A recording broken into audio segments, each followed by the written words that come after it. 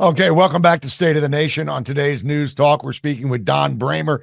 Don is a former Bush administration official. He's also a former naval intel officer, and he's the chair of the Bramer Group. Don, thank you for hanging in through the headline. Now, we were talking beforehand.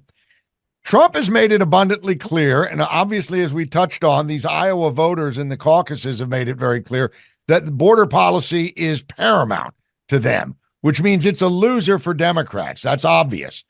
Well, Trump is going around saying that, listen, if I get elected, if I'm back in, we're going to have the single largest deportation program in the history of the country. That's going to happen. I can already see the lawsuits lining up. I can already see the lawyers for the NGOs lining up. They've probably already started drafting litigation or some kind of litigation against this. And there's probably Democrats drafting legislation to prevent it. What do you think? Is that reality or is that just stump talk?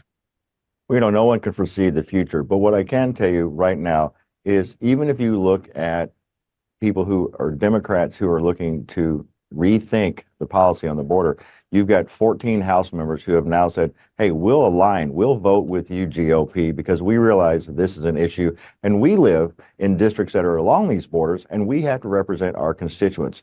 But if going back to Trump's administration, if you look at where we were under President Trump to where we are now, as I said, we've seen a 200 or 2,500% increase in illegal immigrants. So we've got to be tough. And that starts with, who is going to be the correct secretary of DHS? Who is going to be the correct director? Putting the right people in place who are willing to do the job and not go MIA or AWOL whenever time there's a crisis.